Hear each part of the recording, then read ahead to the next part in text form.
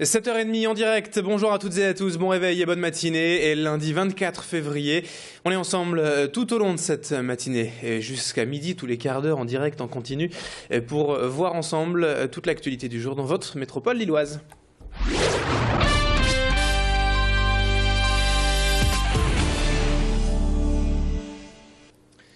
Et on démarre tout de suite cette édition avec un mot de sport et le résultat du LOSC hier soir en clôture de la 26e journée de Ligue 1. À domicile au stade Pierre-Mauroy, Lille et Lyon ont fait match nul 0-0 au cours d'une rencontre assez triste et pauvre en occasion. Avec ce petit point, Lille reprend donc la 3e place à Saint-Etienne, mais voit la concurrence revenir à distance. Prochain match pour le LOSC, ce sera dimanche prochain en Corse, à Ajaccio. L'actualité du week-end en images, c'est également la venue de Pascal Légitimus à Villeneuve d'Ascq, alors que le film Les Trois Frères, le retour, est sorti depuis une dizaine de jours et que le succès est déjà au rendez-vous avec plus d'1 200 000 en entrée. L'acteur est venu fêter en fait le premier anniversaire du restaurant Soho Urban Food sur les terrasses du stade Pierre-Mauroy.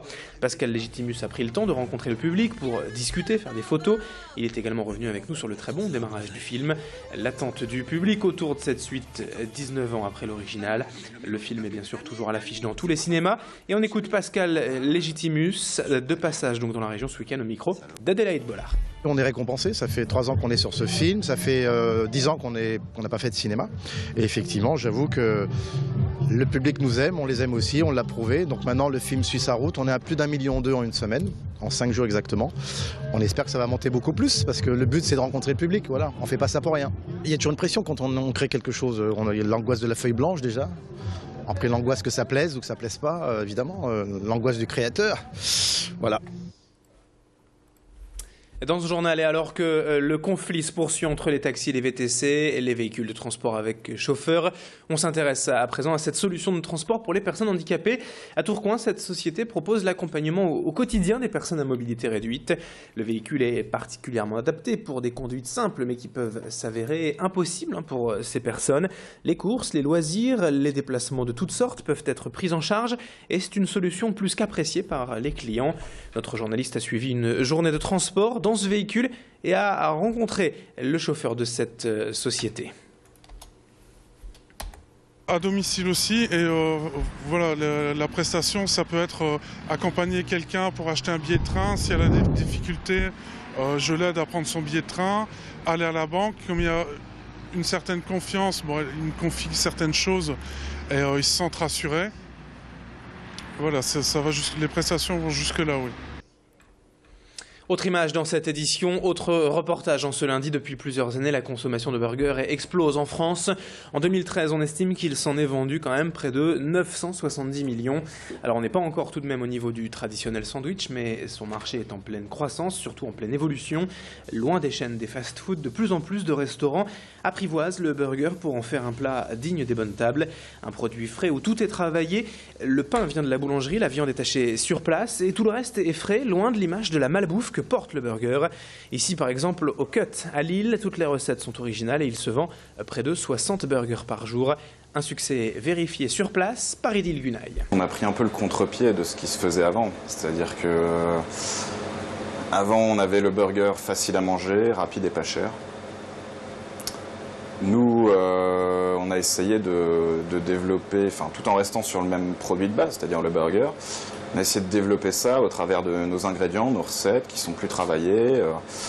C'est vrai qu'il y a une recherche produit, il y a une recherche constante de qualité, de régularité aussi, c'est important. Il faut se démarquer par rapport à tout ce système-là. Notez également un petit événement dans le monde de la mode et de l'édition à Lille. L'arrivée demain sur Internet du numéro 0 d'Ici Magazine, créé par Thibaut Roy, jeune mannequin originaire de la région. C'est un magazine de mode fait par et pour les nordistes. L'idée, c'est de mettre en avant ce qui se fait de mieux en matière de mode dans la région, à Lille, montrer et que tout ne se passe pas à Paris. Le contenu est rédigé par des blogueuses lilloises avec le portrait de boutiques indépendantes, de jeunes créateurs, d'artistes, de sportifs, mais aussi des bons plans. Le numéro 0, numéro test, en quelque sorte, sort donc demain sur Internet et le premier numéro papier lui paraîtra le 25 mai. Il sera disponible gratuitement dans des commerces de proximité ciblés à Lille, donc dans la région. Adélaïde Bollard a rencontré ceux qui sont à l'origine de ce projet ambitieux. Le but du magazine, c'est de permettre voilà, aux gens qui vont lire le magazine de savoir, par exemple, s'ils veulent acheter un perfecto en cuir, voilà, on va leur dire, bah voilà, vous pouvez trouver quelque chose de sympa dans cette boutique-là. Il y a aussi des bons plans, donc voilà, la boutique qui fait un événement, qui se lance ou voilà, qui ouvre ses portes, on sera là aussi pour relayer l'information, mais pas que, on est aussi là surtout pour faire découvrir des jeunes talents qui se lancent, qui débutent de leur carrière, alors que ça peut aller du jeune créateur à l'artiste, au chanteur, que justement on va essayer de faire sa promotion, mais vraiment c'est accessible à tout le monde, vraiment accessible à tout le monde pour que chacun ait sa chance, quoi. Enfin, on termine comme on a démarré ce journal avec les résultats sport du week-end et outre donc le match nul du LOSC hier face à Lyon 0-0.